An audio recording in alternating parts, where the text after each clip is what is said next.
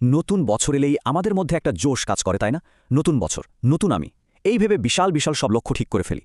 কিন্তু মাসখানেক যেতে না যেতেই সব আগের মতো। এই ব্যাপারটা কিন্তু বেশ হতাশাজনক। একদিকে যখন আমরা বড় বড় লক্ষ্য নিয়ে হিমশিম খাই, তখন জাপানের মানুষদের দেখলে একটু অবাক হতে হয়। তারা কত শান্ত, কত গোছানো আর উদ্দেশ্যপূর্ণ জীবন কাটায়। অথচ দেখে মনে হয় না যে তারা আমাদের মতো এত চাপের মধ্যে আছে। তো তাদের রহস্যটা কি? আজকের এই বিশ্লেষণে আমরা সেটাই খুঁজে বের করার চেষ্টা করব। দেখুন, আসল পার্থক্যটা হলো মানসিকতায়। বিশাল লক্ষ্য তাড়া করার বদলে জাপানিরা ছোট ছোট ধারাবাহিক কাজের ওপর জোর দেয়। এটা শুধু কয়েকটা অভ্যাস বদলানো নয়, এটা জীবনকে দেখার একটা সম্পূর্ণ নতুন দর্শন। চলুন তাহলে প্রথমে সেই অভ্যাসগুলো দেখে নিই, যা ব্যক্তিগত উন্নতির জন্য একটা নতুন মানসিকতা তৈরি করতে সাহায্য করে। এই সবকিছুর মূলে যে ধারণাটা কাজ করে সেটার নাম হলো কাইজেন। এর মানে কিন্তু রাতারাতি নিজেকে বদলে ফেলা নয়। এর মানে হলো প্রতিদিন মাত্র 1% ভালো হওয়া। এই ছোট নীতিটাই কিন্তু টয়োটার মতো একটা কোম্পানিকে বিশ্বসেরা বানিয়েছে। কিভাবে? তারা কর্মীদের বড় কোনো পরিবর্তনের জন্য চাপ দিত না, বরং বলতো নিজের কাজের প্রক্রিয়ায় প্রতিদিন ছোট্ট একটা উন্নতি করতে।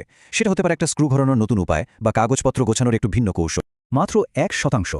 শুনতে খুব ছোট মনে হলেও সময়ের সাথে সাথে এই ছোট ছোট উন্নতিগুলো একসাথে হয়ে বিশাল একটা পরিবর্তন নিয়ে আসে, অনেকটা চক্রবৃদ্ধির সুদের মতো। আর এটাই হলো আসল কথা। কয়েকদিন খুব বেশি পরিশ্রম করে হাল ছেড়ে দেওয়ার চেয়ে প্রতিদিন অল্প অল্প করে এগিয়ে যাওয়া অনেক বেশি শক্তিশালী। এখানে লক্ষ্যটা শুধু গন্তব্যে পৌঁছানো নয়, বরং যাত্রাটাকেই চালিয়ে যাওয়া। ভাবছেন কিভাবে শুরু করবেন? খুবই সহজ।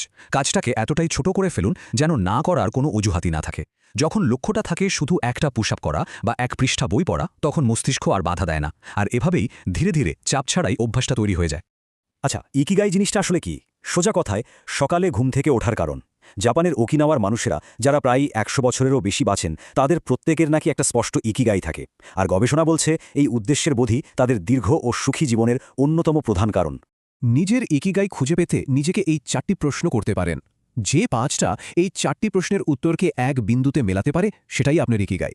উত্তরটা যে আজই পেয়ে যেতে হবে এমন কোনো কথা নেই। নিজেকে এই প্রশ্নগুলো করতে থাকাই হলো প্রথম পদক্ষেপ। বেশ, মানসিকতার কথা তো হলো। এবার চলুন এমন কিছু অভ্যাসের দিকে নজর দিই যা আমাদের শরীর আর মনকে শান্ত রাখতে সাহায্য করে, আমাদের চারপাশের পরিবেশের সাথে সংযোগ তৈরি করে। ওকিনাওয়ার মানুষেরা আরেকটা দারুণ কাজ করে। তারা কখনোই পেট পুরোপুরি ভরে খায় না। যখনই মনে হয় পেট 80% ভরে গেছে, তারা খাওয়া থামিয়ে দেয়। মজার ব্যাপার হলো, বিজ্ঞানীরা বলেন আমাদের পেট থেকে মস্তিষ্কে ভরে গেছে সিগন্যালটা পৌঁছাতে প্রায় 20 মিনিট সময় লাগে। তাই একটু আগে খাওয়া থামালে অতিরিক্ত খাওয়ার প্রবণতাটাই চলে যায়। এই ছোট্ট একটা অভ্যাস শরীরের অনেক উপকার করে। যেমন শরীরের প্রদাহ কমে, এনার্জি লেভেল ঠিক থাকে। আর দীর্ঘ জীবনের সাথে তো এর একটা গভীর সম্পর্ক খুঁজে পাওয়া গেছে।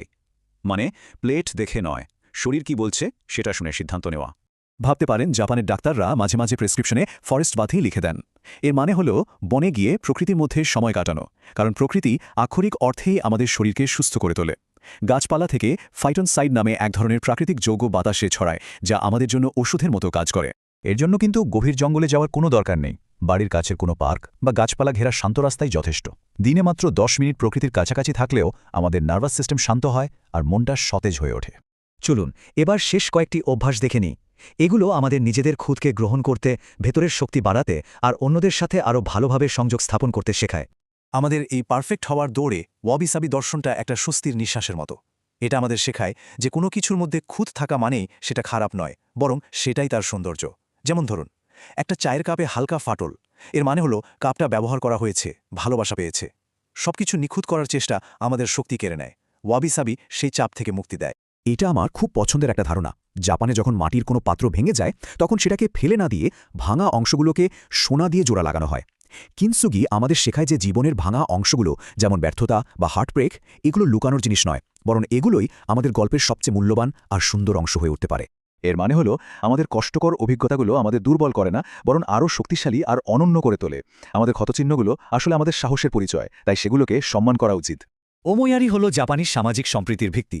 এটা এমন একটা জিনিস যা আমরা হয়তো রোজই দেখি, কিন্তু নামটা জানি না। যেমন পাবলিক প্লেসে আস্তে কথা বলা বা নিজের ব্যবহার করা জায়গাটা পরিষ্কার রাখা, এগুলো সবই ওমোয়ারি। কারণ মানুষটা অন্যের সুবিধার কথা ভাবছে। এই ছোট ছোট সহানুভূতিশীল কাজগুলো আমাদের মধ্যে সংযোগ আর সুখের অনুভূতি জাগায়। ওমোয়ারি যদি হয় অন্যদের জন্য, তাহলে গামান হলো নিজের ভেতরের শক্তির জন্য। এর মানে কিন্তু কষ্টকে অস্বীকার করা নয়। এর মানে হলো কঠিন পরিস্থিতিতে ভেঙে না পড়ে ধৈর্য আর মর্যাদার সাথে পরিস্থিতিটা মোকাবেলা করা। এটা এক ধরনের মানসিক দৃঢ়তা। এই মানসিকতাটা কঠিন সময়ে অভিযোগ করার বদলে পরিস্থিতি সামলানোর শক্তি দেয়। অন্যের সহানুভূতি বা সমর্থনের জন্য অপেক্ষা না করে নিজের ভেতরের শান্ত শক্তিটাকে খুঁজে বের করার নামই গামান।